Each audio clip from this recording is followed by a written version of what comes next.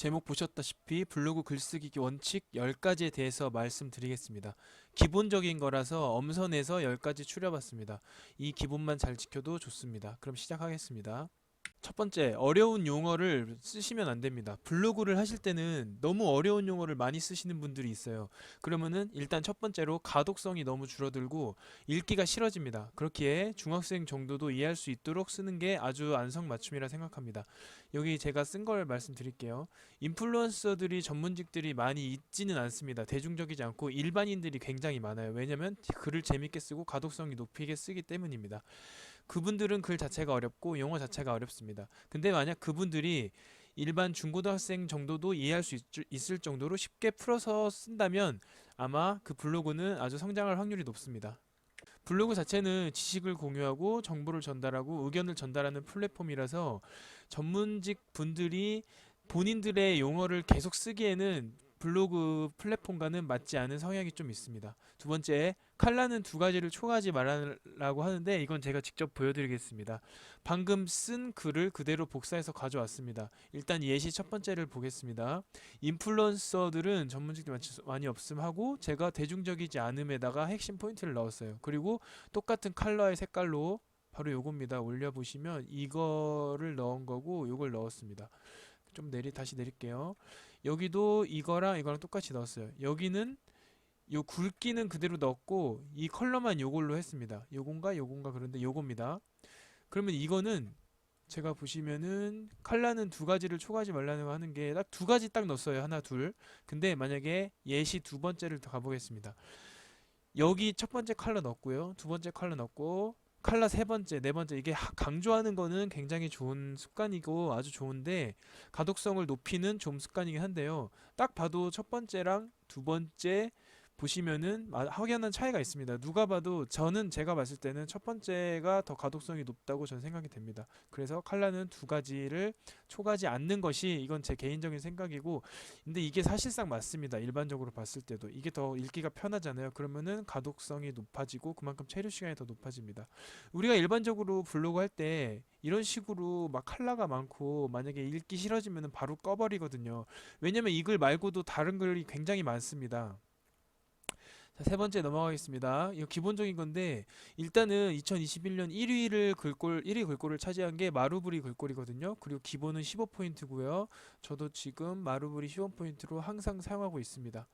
제목은 두 줄이 넣으면 안 된다는 건 뭐냐면요. 이게 제목이거든요. 첫 번째 줄, 두 번째 줄이 있는데 만약에 세 번째 줄을 딱 가버리잖아요.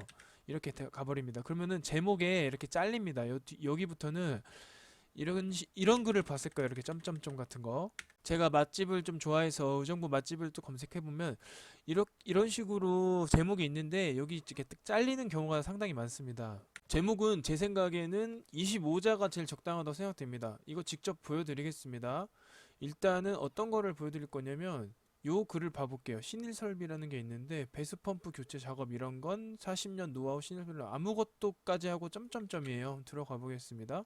어떤 글인지 아무것도라고 나왔죠. 그럼 여기까지는 나온다는 겁니다. 그러면은 요거를 그대로 복사해가지고 제가 아까 쓰는 게 있잖아요. 위쪽에 다시 가서 이렇게 하면은 일단은 다 없애고요. 그대로 갖다 붙인 게 방금 출처 같은 게 자동으로 복사돼서 지운 거고요. 배수 펌프 교체 작업 이런 게 해서 한 요 정도까지가 이런 식으로 바로 나온다는 거거든요. 아무것도라고 나와 있는데 여기까지 아무것도잖아요. 아무것도에서 끊겼어요. 다시 봐보겠습니다. 왔다 갔다. 그래서 아무것도 정도까지가 적당한 생각됩니다. 그럼 아무것도가 여기서 둘, 셋, 넷, 다섯, 여섯, 일곱, 여덟, 아홉, 열, 열하나, 열둘, 열세, 열네, 열다, 열여, 열일곱, 열여덟, 열아홉, 스물, 스물하나, 스물둘, 스물셋, 스물넷, 스물다, 한 스물다섯에서 여섯자 사이고 공백까지 포함하면은 한 30자 안팎이긴 한데 제 생각엔 요 정도로 항상 끊는 게 좋다고 생각이 되거든요. 근데 이거 자체도 한 요 정도까지 제목을 지으시면 훌륭하죠. 왜냐면은 메인 키워드 넣으시고 서술형으로 좀 넣으시고 메인 키워드 뭐 부가 서브 키워드 그리고 나서 서술형으로 좀 넣으셔야 되는데 저는 그래서 이거를 딱 지키면 좋겠지만 이렇게는 안 하고 물론 이렇게 메인에 다 나오면 좋잖아요. 사실 이런 식으로 아까 보시면은 자꾸 왔다 갔다 거리는데 나오면 좋잖아요. 근데 그것도 한계가 있기 때문에 매번 그렇게 하긴 힘들기 때문에 그래서 저는 요 두 줄까지 하되 여기에 메인 키워드 무조건 넣으시고 핵심 키워드를 그 다음에 넣으신 다음에 메인 키워드, 서브 키워드죠. 그리고 서술형으로 간단하게 씁니다. 요 정도까지는. 그래서 제 생각엔 제일 좋은 건 한 요 정도 선에서 끊는 게 제일 좋은 것 같고 사실 이건 카더라 통신인데 세 줄까지 넘기는 거는 좀 많이 안 좋다고 하더라고요. 왜냐면은 그렇게 돼버리면은 글이 너무 길어요. 뭐 제목이 뭘 이렇게 말하는지도 모르겠고 그렇기 때문에 너무 어수선해집니다. 쉽게 말씀드리면은. 그렇기 때문에 제일 엑설런트한 건 여기까지 한 요 정도 선까지 끊는 게 좀 좋을 것 같고 그리고 길자면 여기까지 이렇게 끊으시고요. 왜냐면은 두 줄이 넘어서 이렇게 세 줄까지 가버리면 진짜 말씀드린 그대로 이렇게 너무 복잡하잖아요. 그래서 두 줄 이내로 끝내되 요 정도까지가 좀 적당선인 것 같고 숫자로 글자 수로 따지면 25자 정도. 그리고 너무 길게는 하지 말자. 25자 정도로 하자. 이 정도 선이면 적당하다. 그래도 제일 중요한 건 물론 메인 키워드랑 서브 키워드를 어떻게 짓느냐. 그리고 어그로성 서술 키워드를 말이나 문구를 어떻게 하느냐. 그게 제일 중요한 것 같습니다. 요건 이제 넘어가겠습니다. 그리고 키워드를 맨 앞쪽에 써야 한다. 서술형. 이거는 방금 말씀드린 거 얘기하다 보니까 요것도 그대로 말씀드렸어요. 제목이 70% 이상을 차지하니까 좀 더 신경을 써서 제목을 어떻게 지어야 되는지 어떻게 하면 더 좋은지 그거를 본인 스스로 잘 신경 써서 지어 보시기 바랍니다. 그리고 요것도 많이들 들어보셨을 거예요. 키워드는 4개에서 5개 넣었대.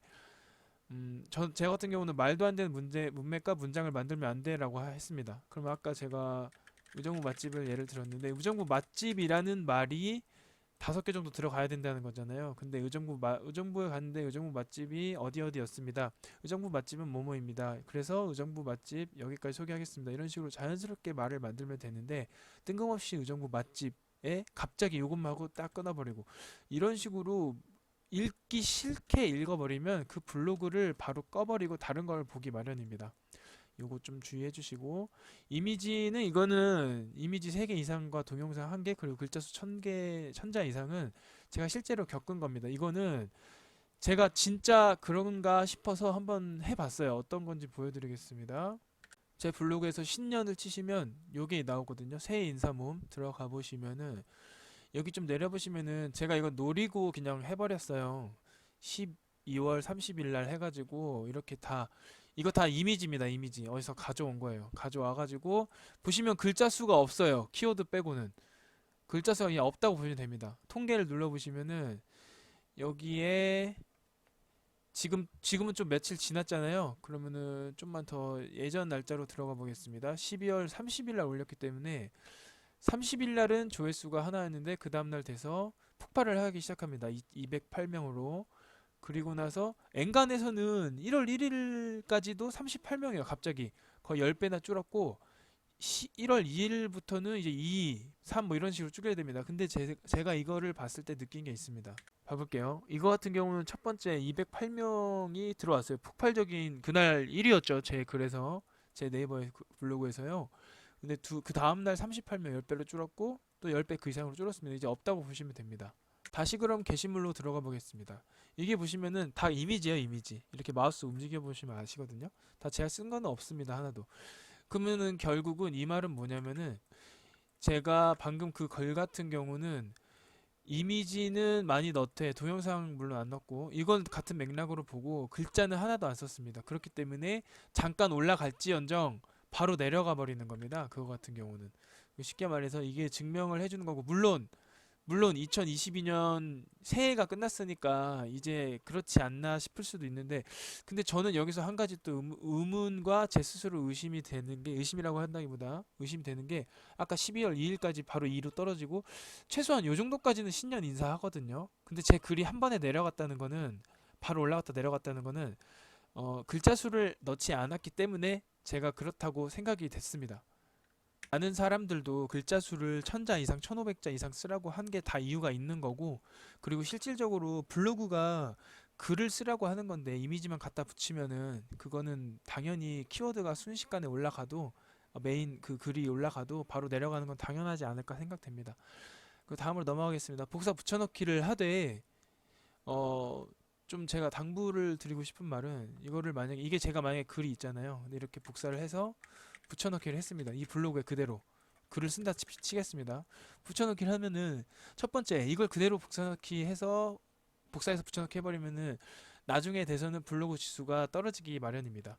그렇기 때문에 여기를 제가 좀 글을 좀 어려워하시는 분들이 있기 때문에 간단히 말씀드리면은 이 글 같은 경우는 다른 글을 가져와서 짜집기를 할 때는 메모장으로 가서 글을 복사해서 가져온 뒤에 핵심 키워드 및 핵심 말씀을 바꿔서 다시 올린다라는 말을 제가 지금 바로 이 자체를 제가 지금 아무것도 생각 안 했거든요. 원테이크로 바로 가보겠습니다. 핵심 키워드 및 핵심 말들만 바꿉니다 라고 나오잖아요. 키워드를 핵심적인 키워드와 말로만 써서 올리며, 그리고 이쪽에 보시면 다른 걸 가져와서 다른 글을 온 뒤